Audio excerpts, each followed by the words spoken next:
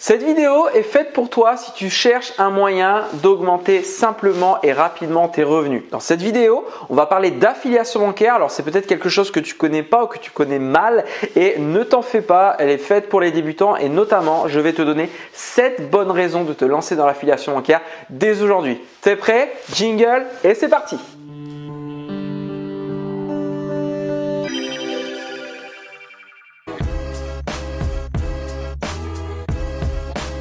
Raison numéro 1, il y a un aspect qui est incontournable quand on veut se lancer dans ça, c'est évidemment l'aspect financier. Comme dirait Kader, restons dans le vif du sujet. Ce qui se passe quand tu crées un compte dans plusieurs banques en ligne, tu peux gagner jusqu'à 400 €. Et donc, rien que ça vaut le coup de se lancer.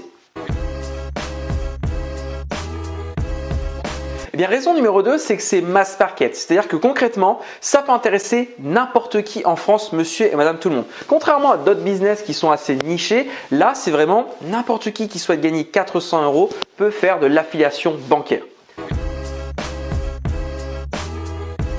Raison numéro 3, eh bien c'est simple à mettre en place. Il te suffit de respecter 4 étapes pour pouvoir récupérer 400 €. Première étape, recevoir un lien d'affiliation pour démarrer l'ouverture de tes comptes. Raison numéro 2, ouvrir tes comptes. Raison numéro 3, effectuer un dépôt initial entre 10 et 100 € que tu vas pouvoir récupérer entre 24 et 72 heures, le temps de recevoir tes identifiants. Une fois que tu reçois tes identifiants, étape numéro 4, tu te connectes et tu récupères l'argent. C'est simple comme je te l'ai dit. Raison numéro 4, c'est qu'il n'y a pas besoin d'investissement. Tu peux construire un revenu en partant de zéro. La seule chose que tu as besoin, c'est d'avoir au départ de quoi effectuer les dépôts initiaux, mais encore une fois, tu ne payes rien. C'est de l'argent que tu prends de ta banque actuelle pour la mettre dans ta nouvelle banque, comme si tu la prenais de ta poche gauche pour la mettre dans ta poche droite. Derrière, tu peux récupérer l'argent, donc c'est vraiment zéro investissement. Raison numéro 5, c'est la crédibilité de ce business. Contrairement à tous les autres types de business qui sont en collaboration avec des entreprises, nous on est en collaboration directement avec des banques. Il n'y a pas plus sérieux comme institut qu'une banque et je pense que tu es d'accord avec moi. Et en plus de ça, on a des publicités qui passent à la télé. Donc ça pareil, au niveau de la crédibilité, le fait de dire regarde, il y a des pubs qui passent à la télé concernant ça, aide. Et puis en plus, Boursorama Banque a fait des pubs avec Brad Pitt, ils ont également fait des pubs avec Mike Tyson. Enfin voilà, c'est pas non plus n'importe qui. Raison numéro 6, c'est que ce business model, il est unique. Pareil, contrairement à tous les autres business où si tu veux gagner de l'argent, il faut que la personne en face de toi, elle dépense à un moment donné de l'argent. Là, non, avec l'affiliation bancaire, tu es payé à faire gagner de l'argent aux gens. Parce qu'à chaque fois que quelqu'un va passer par tes liens et donc va être rémunéré pour ouvrir un compte, la banque te rémunérera toi aussi parce que tu as trouvé un client. Donc, c'est un petit peu être un Père Noël version 2.0, c'est un petit peu être le Robin des Bois des temps modernes, mais tu l'as compris, un business où tu fais gagner de l'argent aux gens sans que ça te coûte quelque chose, il n'y a qu'avec l'affiliation bancaire que ça peut exister.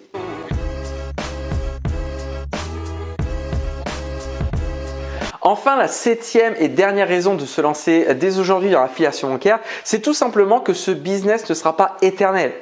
Pourquoi les banques mettent ça en place? Pour avoir un quota de clients. Notamment, elles visent à avoir 5-6 millions de clients. Une fois qu'elles auront atteint ce stade, soit premièrement, elles vont commencer à diminuer les primes qu'elles offrent et deuxièmement, elles finiront par totalement stopper une fois qu'elles auront atteint leur quota, ce qui est normal puisqu'ensuite, elles auront juste besoin d'attendre que leurs clients actuels fassent des enfants et leur stock entre guillemets de nouveaux clients pourra être tout le temps renouvelé de manière gratuite. Donc, c'est maintenant qu'il faut en profiter. Pas dans 5 ans, pas dans 10 ans, maintenant, parce qu'après, ça n'existera peut-être plus. Et j'ai une phrase qui me fait beaucoup sourire, c'est les banques en ligne, c'est comme ta grand-mère, quand elle ne sera plus là, tu te diras que tu aurais dû en profiter avant. Là, c'est exactement ce qui se passe.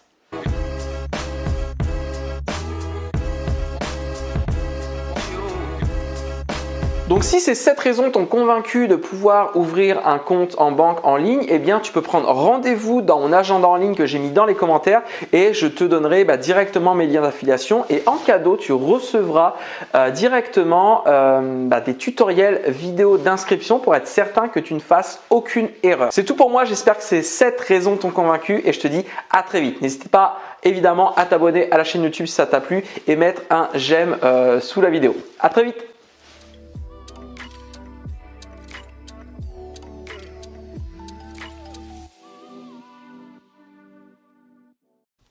Si tu découvres totalement l'univers des banques en ligne et que tu ne sais pas vraiment comment ça se passe, que tu es curieux ou même que tu es sceptique et que tu ne comprends pas comment autant d'argent peuvent être distribués par les banques en ligne, tu es exactement au bon endroit et je vais répondre à tout ça. Juste avant, il y a un petit jingle, je te conseille de t'abonner pour me soutenir et moi je réponds à ta question.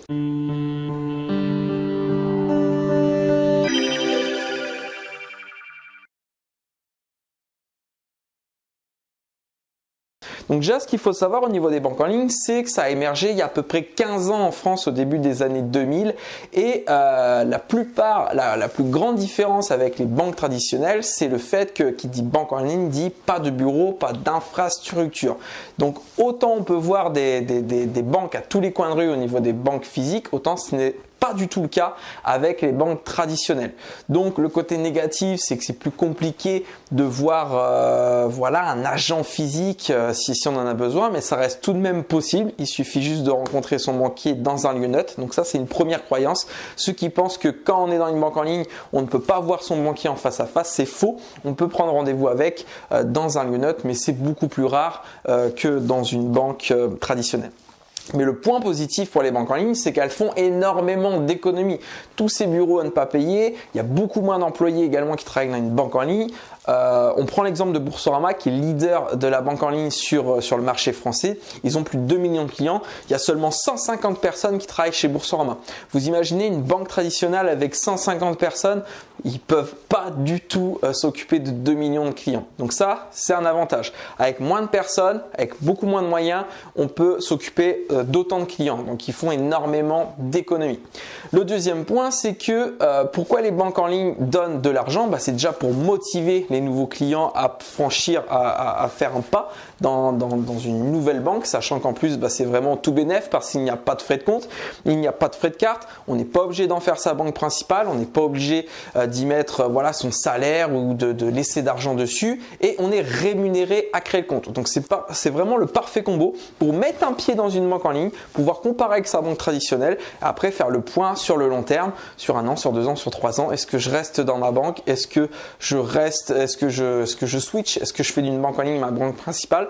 Donc pourquoi les banques en ligne rémunèrent les nouveaux clients? Déjà pour les motiver à justement franchir le pas, avoir un pied dans 2 banques, pouvoir faire le comparatif eux-mêmes, les séduire justement via le fait qu'ils aient peu de frais. Et pourquoi les banques peuvent se permettre ça, surtout les banques en ligne? Parce qu'elles ont beaucoup moins de frais que les banques traditionnelles. Donc une fois, rien que quand ça c'est déjà bien compris, ça permet déjà de se dire ah ouais, finalement ça a du sens. Parce que quand on dit une banque en ligne, elle te donne 80 € pour créer ton compte et qu'on comprend pas pourquoi, on a peur, ça peut inquiéter, c'est tout à fait normal.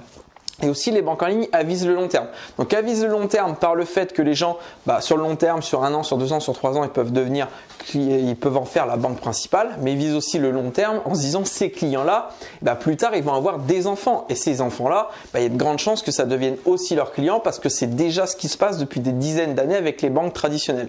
Les banques traditionnelles, elles renouvellent toujours leur quota de clients par le fait qu'il y a toujours des gens, des enfants, où les parents leur ouvrent un livret ou quelque chose comme ça, un compte dans la banque et quand ils deviennent majeurs, ils restent dans cette banque-là parce qu'ils ont toujours été habitués à ça. Forcément, les banques en ligne n'existaient pas à 40 ans, donc elles n'ont pas profité de ce phénomène. Donc avec ça, justement en faisant de l'acquisition de clients, sur le long terme, c'est pareil. Donc quand je dis là sur le long terme, c'est sur la génération d'après, ils vont avoir aussi ce phénomène. Donc là, c'est pour la partie pourquoi les banques donnent de l'argent et voilà, quel est l'intérêt des banques de faire ça. Donc en plus, les banques en ligne, elles sont toutes en concurrence, donc forcément, si il y en a une qui donne de l'argent, les autres sont obligés de donner de l'argent, sinon elles perdent carrément du marché. Maintenant, qu'en est-il si toi tu regardes cette vidéo et tu dis ok, j'ai compris, ça m'intéresse, mais comment ça marche? Et comment ça marche, c'est simple. L'idée, c'est que tu es un parrain. Pourquoi? Parce que quand tu vas ouvrir ton compte, quoi qu'il arrive, tu vas être rémunéré pour ça. Mais si tu es un parrain, c'est-à-dire quelqu'un qui t'envoie son invitation de parrainage, non seulement tu vas gagner exactement la même chose, mais tu vas permettre à quelqu'un d'être aussi rémunéré. Donc il y aura 2 personnes qui seront rémunérées en cas d'ouverture de compte. Donc ça, c'est la bonne chose. Et en contrepartie, ce parrain-là, ce qui va se passer, passer, c'est que il va t'aider à créer ton compte et surtout il va t'aider à ce que tu ne fasses aucune faute. Parce que voilà, vu que c'est ça aussi avec les banques en ligne, il faut être très autonome parce que voilà, il y a moins d'employés qui gèrent ça, donc c'est important d'être autonome. Et si tu fais la moindre petite erreur, ça peut te coûter de l'argent. J'en ai fait l'expérience. Il y a une case que j'ai cochée, j'ai coché celle de droite au lieu de celle de gauche. Ça m'a coûté 80 €. Donc si j'avais eu un bon parrain, si j'avais eu un parrain tout court, ça m'aurait évité justement de faire ce genre de petite erreur. Donc un parrain, c'est quelqu'un qui a déjà de l'expérience, qui a déjà créé un compte, donc il sait comment faire pour créer un compte dans les meilleures conditions. Donc c'est important d'avoir un parrain. Mais sinon au niveau des étapes, comment ça se passe? Donc si le parrain t'envoie son lien de parrainage, donc tu cliques dessus et tu crées ton compte. Donc créer son compte, ça prend 10 minutes. Donc pareil, je vais un petit peu faire la chasse aux idées reçues. J'entends un petit peu de tout au niveau de l'inscription. Donc en fait c'est simple. Il y a un dépôt à faire pour créer son compte. Donc c'est un dépôt entre 10 et 300 €. Donc souvent les gens, s'ils n'ont pas l'argent le jour même, ils ne veulent pas le faire. Sauf que ce dépôt, on ne va jamais te demander de le faire le premier jour. Ça sera une fois que tous tes papiers ont été validés. Donc la première étape, je me suis un petit peu vendu. La première étape, c'est de rentrer toutes tes coordonnées, donc ton prénom, ton nom, ton adresse, où tu habites, etc. La deuxième étape, c'est d'envoyer une liste de justificatifs. Donc généralement, c'est à peu près toutes les mêmes suivant les banques. Donc c'est ta carte d'identité recto verso, un RIB à ton nom et à ton adresse, un justificatif de domicile de moins de 3 mois, tes 2 derniers bulletins de salaire si tu es salarié, ton dernier avis d'imposition, peu importe que tu aies payé ou non des impôts, et ta signature sur une lettre manuscrite. Après, il peut y avoir un deuxième justificatif d'identité qui est demandé parmi ton passeport, un permis de conduire, etc.